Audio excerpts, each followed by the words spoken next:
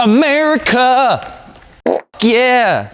Sorry, I'm really excited, okay? Because, oh gosh, am I out of focus? America has some good cars, okay? I know sometimes we don't like talking about them because sometimes the audience isn't that big, but they make good cars, all right? They make some slappers of cars that have some lots of horsepowers, okay? They make you smile. They sound pretty damn good, okay? They do, all right? A V8 supercharger just does something to a man that makes me just warm, all right? Tight pants get tighter. But most of these supercharged steroid-induced craftsmen can be pricey, okay? A little bit too much and not always the most reliable, okay? What about the classics? What about the original, reliable American cars that were kind of sort of muscle for a bit? I'm Alex at Fine Instagram, and today we're gonna talk about a car that litters high schools, okay? Smells a little bit like something you don't want the parental to pick up when you're 18 years old, and has become the ultimate classic for people to buy and then try to modify. A car that people notice and say, huh, but don't really go out of their way to actually buy. A car that should and is kind of a little bit of fun, like being on a go-kart track where the go-kart owners don't actually care if you smash into each other. It's just one of those things. Ladies and gentlemen, today we're gonna be talking about you wanting to own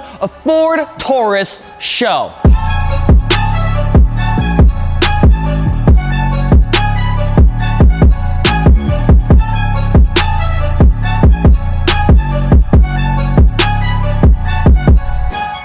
In case you're wondering why I have a camo Band-Aid, is because Toothless messed me up last night, all right? We're fostering some kittens and they got my ass good. And if you're just jumping into a Fitment Industries video, ow! Hello. Don't forget to subscribe so we can keep making banging videos like this. And if you're looking for aftermarket wheels, tires, or suspension, be sure to hit us up over at fitmentindustries.com. We have everything, okay? For people like you and people like me. Because at the end of the day, where else are you gonna learn that we have a new wheel company that we started out by ourselves? Look at it, it's very exciting. We're very excited about it. They're very lightweight, they're deco-directional, and I'm really excited to share them with you all. So if you'd like to support it, go check it out. It's over at fitmentindustries.com or artistsofwheels.com. What else are you gonna do in the wintertime besides buy car parts? Play Fortnite? For what, homework? I see kids running around all day, every day. I don't even know what they're doing anymore. Honestly, I really don't know if they're like supposed to be in school. They're just running around.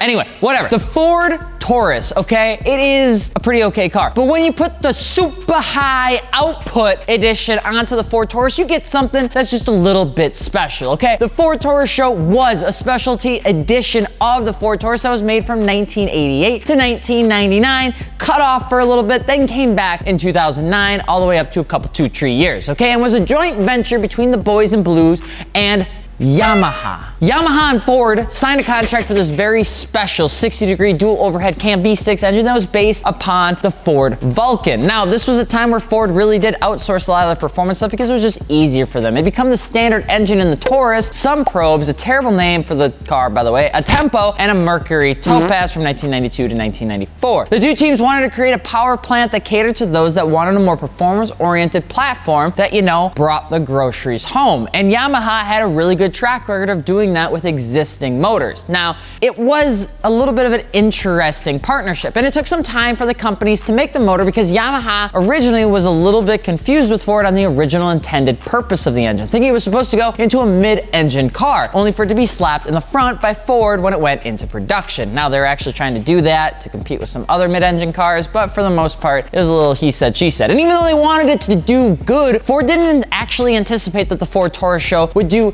that good on launch. The team that produced the SVT Cobra that was signed to this project specifically was stoked to find that the audience loved the first generation Ford Taurus SHO. The manual option that was geared by Mazda, a Yamaha motor, a Mercury Sable hood, a 7,000 RPM redline, and 4 doors made it a domestic performance sedan?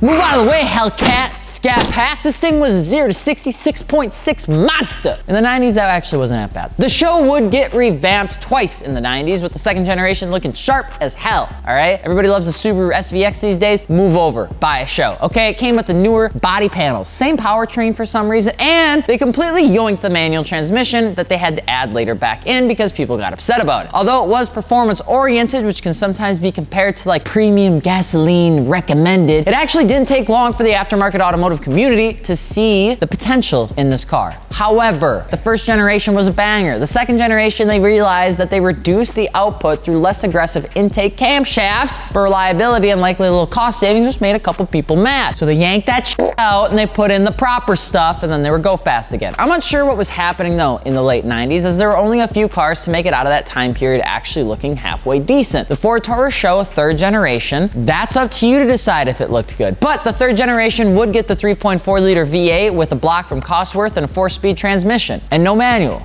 Ford couldn't decide on what they actually wanted to do with the little stick shift in the middle bit, but probably would have taken it if it was a manual. It wasn't that it didn't come with a manual, even though it makes it less fun. It was the fact that the third generation just really started to not get any same level of love as the first two generations from Ford, outside of like the SARC system, the SARC, which was nothing more than their semi-active ride controller. It was real-time adjustable suspension. Besides that, they just didn't really do anything with it. And these generations had some quality issues. So if you are looking to get a Ford Taurus SHO, I'd stick with the first, second, or the fourth generation. Now, the fourth generation, one moment, please. Iced coffee today, feeling bougie. It was fantastic. It had all the kids, all-wheel drive, 3.5 liter twin turbo EcoBoost with 365 horses, a 6-speed paddle shifter thing, but it was pretty good. McPherson front links, multi-rear suspension, performance packages, sport mode. Alcantara. I say that word different every time, all right? And it looked actually really good, okay? The fourth generation Ford Taurus SHO looks proper. It's a big ass domestic sedan, okay? There wasn't much to differentiate them from the standard models besides the, 5 second 0 to 60 time and the fancy suspension to handle the dang near 4,300 pound car. Nowadays, the good old SHO is discontinued because Ford just doesn't like to have fun, but you can still snag a newer one without much fuss if you look in the right places. And that leads us into the next point, because we're not here to talk about the history of the Ford Taurus. We're here to talk about you wanting to go get yourself one, and you want a little bit of ELI5 on Reddit, okay? That's a great subreddit, actually, okay? We're here to talk about you wanting to own one of these initially quirky, now extinct cars that are actually quite a bit of fun. So you want a Ford Taurus SHO. Well, set down your LS jokes and grab your favorite red and blue fake lights, because we're gonna talk about what it's like to own this police fake thing. It's like fake police cars high schoolers love, but really we got if you do that, bad person. Don't fake being a cop. If you're looking to jump into a Ford Taurus SHO, there's at least two things to keep in mind if you're going to actually pick one up. If you've managed to pick up the first or the second generation, you're gonna need to frost those tips, get some Maui Jim glasses, and blast your favorite 80s music, because you son of a bitch, you did it. You bought the car that saved Ford in the 80s. It's one of the best cars, and it carries a lot of history. Go to an old school muscle car show with a first or second gen Taurus SHO, and you'll actually get people to come up to you and talk about that car. The third generation isn't the one to try and focus on though if you are looking to jump into something like this. Try to stick with either the OGs or the fourth generation SHO. They are all unique and badass in their own way. And even though the third generations has a lovely exhaust, it's just not worth the hassle because of a lot of the things that came along with it. Now, that's not to say you can't own one, I'm just recommending maybe staying away from it. The old SHOs were Ford's version of a German sedan counterpart, and there was an audience out there that loves these cars. In addition, it was a cool car story from Ford that continued to be told by the older generation with big beards. The Ford Taurus SHO was something that was almost hidden under the rug, and a lot of people didn't actually know it was ever gonna come out. The second generation of the SHO had Ford toying with the idea to have a SHO lineup like the SHO Ranger, which had NK wheels and a ground effects kit, and they even did it with a Windstar, the van. It kind of like opened up Ford's eyes to different ideas. But the fourth generation is where people like you and people like me really get involved in these cars, because they're affordable, they were quick, and they look really good. And guess what, champ?